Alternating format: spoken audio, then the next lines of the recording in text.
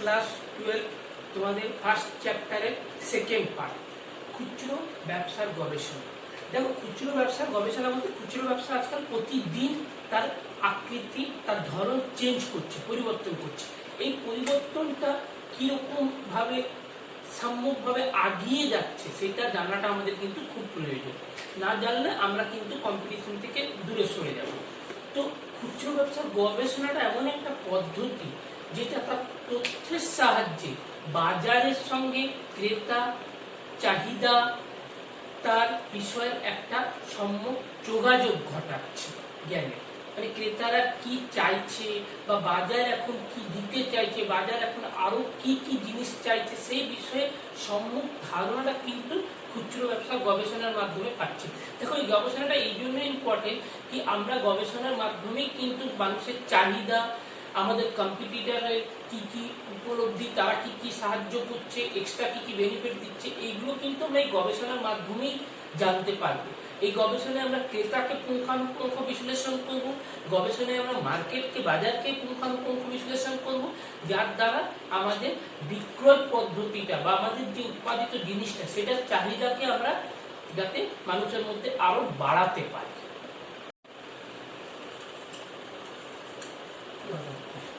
তাহলে আমরা দেখতে পাচ্ছি খুচরো ব্যবসার এই যে গবেষণাগুলো আমাদের কিসে সাহায্য করছে। প্রথমে গবেষণা আমাদের বাজারের পরিস্থিতি বিশ্লেষণ করতে, মানে বাজার কিরকম চড়াই উঠায়, কিস কিস মাধ্যমে যাচ্ছে, কি চাহিদা, সমস্তটাই বাজারের পরিস্থিতিটা সম্পর্কে গবেষণা করতে, বিশ্লেষণ করতে আমাদেরকে সাহায্য করছে।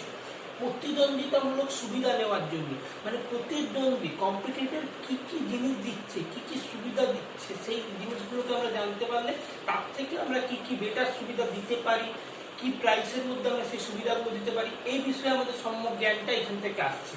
বাজার সম্প্রসারণ জনিত কিছু নির্দিষ্ট কার্যক্রম তৈরি করতে, সম্প্রসারণ জনিত বাজারটাকে আবার বাড়াতে পারবো এমন কিছু কার্যক্রম বা প্ল্যান আমরা নিতে পারি, যেটা আমাদের এই গবেষণায় আমাদেরকে নিতে সাহায্য করছে। এবং এই কৌশলগুলোকে কাজে লাগাতে, যেসব গবেষণার মাধ্যমে আমরা যে জিনিসগুলো, সারাংশগুলো পেয়েছি, সেই কৌশলগুলোকে আমরা কিভাবে ইমপ্লিমেন্ট বা কাজে কি করে লাগাবো, সেই সম্পর্কে আমাদেরকে ধারণা কিন্তু গবেষণার মাধ্যমে আমরা পেয়ে থাকছি। মনস্তাত্ত্বিক সংক্রান্ত, তাহলে আমরা এখানে দেখছি খুচরো ব্যবসার গবেষণার উপাদান সমূহের মধ্যে সব থেকে আসছে ভূগোল সংক্রান্ত। ভূগোল সংক্রান্ত বলতে ভৌগোলিক পরিবেশ, মানে আমরা যে জায়গায় ব্যবসা করছি, জেলা, শহর, তহসিল এইগুলো সম্পর্কে, গ্রাম, সেই সম্পর্কে আমাদেরকে সম্যক জ্ঞান নিতে হবে বা সেখানে বাজার সম্বন্ধে আমাদেরকে সম্যক জ্ঞান লাভ করতে হবে। এবার আসছে জনতাত্ত্বিক সংক্রান্ত। জনতাত্ত্বিক সংক্রান্ত মানে জনগণের হিসাবে, বৈষম্য হিসাবে, মানে লিঙ্গ বৈষম্য হিসাবে বলো বা বয়সের বৈষম্য হিসাবে বলো। দেখো, একটা জায়গায় পুরুষের একরকম পছন্দ থাকে, নারীদের একরকম পছন্দ থাকে, এজেড পার্সনদের পছন্দ একরকম থাকে, আমাদের জুনিয়রদের পছন্দ একরকম থাকে। সেইগুলো হিসাবে আমাদেরকে জিনিস বাজারকে গবেষণা করতে হয়, তাদের ধারণা বয়স। আচরণগত, আচরণগত মানে হচ্ছে তার ব্যক্তিত্ব, মানুষের ব্যক্তিত্ব কেমন, তাদের জীবনযাত্রার ধরনটা কিরকম আছে, মানে এক একটা জায়গায় এক এক রকম মানুষের জীবনযাত্রার ধরন থাকে, সেই হিসাবে সেখানে বাজারটাকে ক্রিয়েট করা বা বাজার থেকে রেজাল্টটা পাওয়া। এবং মনস্তাত্ত্বিক মানে ক্রয় সংক্রান্ত মানসিকতা বা কি পরিমাণে আমরা খরচ করি। দেখো, এই মানসিকতা অনেক জায়গায় অনেক রকম দেখতে পাওয়া যায়। যেমন ধরো, কোনো একটা শহরাঞ্চলে যেখানে আর্থিক সম্পূর্ণ বেশি, মানে সম্পূর্ণ লোক বসবাস করে, সেখানে কেনাকাটার পরিমাণটা অনেক বেশি। এখানে বা তুলনামূলক যেখানে অর্থনীতির অবস্থা তুলনামূলক কম, চাষবাসের উপর নির্ভরশীল মানুষ বেশি পরিমাণে থাকে, সেখানে কেনাকাটার পরিমাণটা তুলনামূলক কম দেখতে পাওয়া যায়। এর মাধ্যমে আমরা কিন্তু সমস্ত কিছুটাই দেখতে পাচ্ছি। প্রচার সংক্রান্ত, তাহলে আমরা এই যে বাজারে গবেষণার মাধ্যমে আমরা দেখো এইসব বিষয়, শিল্প সংক্রান্ত অলরেডি বললাম, মানে আমাদের কম্পিটিটর কোম্পানি কি কি জিনিস দিচ্ছে বা তাদের কি কি জিনিস অ্যাভেলেবেল হচ্ছে মার্কেটে, সেই জিনিস সম্পর্কে আমরা, তাদের জিনিসের ধরন সম্পর্কে, পণ্যের সংক্রান্ত, তাদের মূল্য সংক্রান্ত, বাজার কি মূল্যের জিনিস চাইছে বা কি মূল্যের জিনিস বাজারে চলবে সেই সংক্রান্ত প্রচার সংক্রান্ত, মানে কম্পিটিটররা কিভাবে প্রচার করছে, মানুষকে আকর্ষিত করছে, আমরা কিভাবে সেটাকে প্রচার করতে পারি, এই সমস্ত সম্পর্কে কিন্তু গবেষণায় আমাদেরকে ধারণা দিচ্ছে বাজার সম্পর্কে। তাহলে মার্কেটিং ইনফরমেশন সিস্টেম, দেখো এটা ভালো করে বুঝে নাও, MIS শর্ট ফর্ম হচ্ছে। মার্কেটিং ইনফরমেশন সিস্টেম আমাদের কি করছে, ফার্স্ট হচ্ছে কালেক্ট করতে, মানে আমাদেরকে ডেটাগুলো কালেক্ট করতে, সংগ্রহ করতে, আমরা যা ইনফরমেশনগুলো পেলাম সেগুলোকে সংগ্রহ করতে, তথ্যগুলোকে সংগ্রহ করতে সাহায্য করছে।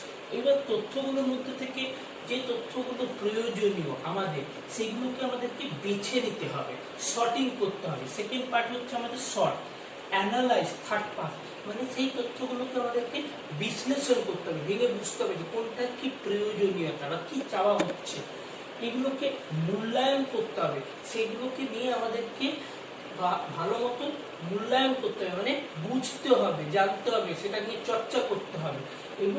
এবং লাস্ট হচ্ছে ডিস্ট্রিবিউট। মূল্যায়ন করার পর আমরা যে সারাংশটা পেলাম বা যে তথ্য পেলাম, যে মুখ্য কথাটা আমরা পেলাম, চাহিদাটা বাজারে, সেইটাকে আমাদের পরিবেশন করতে হবে, মানে সেই জিনিসটাকে আমাদেরকে মার্কেটে কনভার্ট করতে হবে। তাহলে আমরা পেলাম খুচরো ব্যবসার গবেষণার উদ্দেশ্যটা কি। দেখো ভালো করে, খুচরো ব্যবসার গবেষণার উদ্দেশ্যটাই হচ্ছে বাজারের সঙ্গে ক্রেতা, গ্রাহক এবং জনসাধারণের সে যোগাযোগ ঘটাচ্ছে। এটাই হচ্ছে আমাদের খুচরো ব্যবসার মেন উদ্দেশ্য গবেষণা। খুচরো ব্যবসার গবেষণার ভূমিকাগুলো কি পেলাম আমরা? তাহলে গবেষণার প্রধান ভূমিকা হচ্ছে, প্রধান উদ্দেশ্যই হচ্ছে গবেষণা সিদ্ধান্ত নেওয়াতে আমাদেরকে সাহায্য করছে, মানে আমরা কি সিদ্ধান্তে উপনীত হলাম, যেটা পেলাম মার্কেট থেকে, দিয়ে জিনিসটা পেলাম, সারাংশটা আমরা খুঁজে পেলাম, সেই বিষয়ে আমরা যে সিদ্ধান্তটা নিব, যেটা আমরা ডেলিভার করব মার্কেটে, সেইটা করতেই আমাদের প্রথম সাহায্য করছে। তথ্যগুলি নির্দিষ্টকরণ এবং ব্যাখ্যা করতে, আগের পয়েন্টে আমরা হিসাবে হচ্ছে তথ্য যেগুলো আমরা পেয়েছি সেগুলোকে নির্দিষ্ট শর্টিং করছি, আমরা সেগুলোকে ব্যাখ্যা করছি আমরা। এছাড়া বাজারের পরিস্থিতি বিশ্লেষণ করে আমাদেরকে কৌশল গ্রহণ করতে সাহায্য করছে। অ্যাকচুয়ালি আসল কথাটাই হচ্ছে খুচরো ব্যবসায় গবেষণার ভূমিকা বা উদ্দেশ্যটাই হচ্ছে এর ভূমিকা, মানে আমরা যেসব তথ্যগুলি পাচ্ছি সেই তথ্যগুলোকে বিশ্লেষণ করা এবং বাজারের চাহিদা অনুযায়ী সেই জিনিসটাকে বাজারে আনা। লাস্ট পার্ট, গবেষণা পদ্ধতিতে গুণগত গবেষণা পদ্ধতি।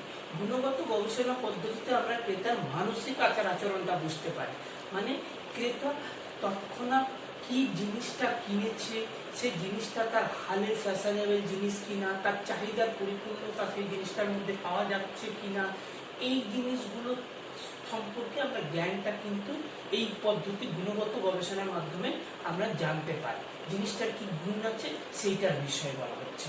সমীক্ষার মাধ্যমে, এইটা সব থেকে বেশি প্রচলিত পদ্ধতি, মানে আমরা ক্রেতার সাথে সোজাসুজি কথোপকথনের মাধ্যমে আমরা জানছি। দেখো এখানে কিন্তু আমরা ক্রেতার সাথে কথোপকথনের মাধ্যমে আমরা কিছু জানছি না, তার আচার আচরণগুলো লক্ষ্য করেই কিন্তু আমরা জানতে পারছি।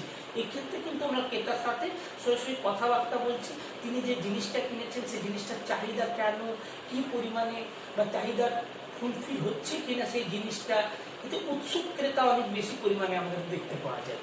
এবং গবেষণার পর্যবেক্ষণ পদ্ধতি, এই পদ্ধতিটা খুব বেশি একটা চলে না, কিন্তু এই পদ্ধতির মাধ্যমে আমরা বুঝতে পারি কি, মানে যে ক্রেতা যে সেই সময় তোমার স্টোর থেকে বা জায়গার থেকে জিনিস কিনছে, সে সেই জায়গার পরিবেশটা সম্পর্কে, এনভায়রনমেন্টটা সম্পর্কে, মানে সাজগোজ, তোমার ক্লিনিংটা বিষয়ে, জিনিসের বিন্যাসটা বিষয়ে সে হ্যাপি কিনা, এই সব বিষয়গুলো এই থেকে আমরা কিন্তু জানতে পারি। তাহলে পুরো চ্যাপ্টারটাই আমাদের একটাই জিনিস আমরা বুঝতে পারছি যে ক্রেতার আচার আচরণগুলো আমরা কিভাবে গবেষণা করব। ক্রেতার আচার আচরণগুলো যেমন গবেষণা করব, সঙ্গে আমরা মার্কেটে কি চাহিদা সেটাকেও আমরা গবেষণা করব। সঙ্গে সঙ্গে আমাদেরকে জানতে হবে মার্কেটের চাহিদা গবেষণার সাথে সাথে আমাদের কম্পিটিটর তারা মার্কেটে কি কি জিনিস কিভাবে উপলব্ধি করছে, কিভাবে তারা জিনিসটাকে মার্কেটের কাছে গ্রহণযোগ্য করে তুলেছে। তাহলে তাদের সাথে আমাদেরকে কম্পিটিশনে তাদের থেকে ভালো জিনিস তুলে দিতে হবে বা তার থেকে কম মূল্যে সেই সমপরিমাণ পরিষেবা আমাদের গ্রাহকের কাছে তুলে দিতে হবে, যাতে গ্রাহকরা সন্তুষ্ট হয়, তবেই আমরা বাজারটা কিন্তু ধরতে পারি। এইটাই হচ্ছে আমাদের পুরো গবেষণা পদ্ধতিটার গবেষণা এই চ্যাপ্টারটা মেন মুখ্য উদ্দেশ্য।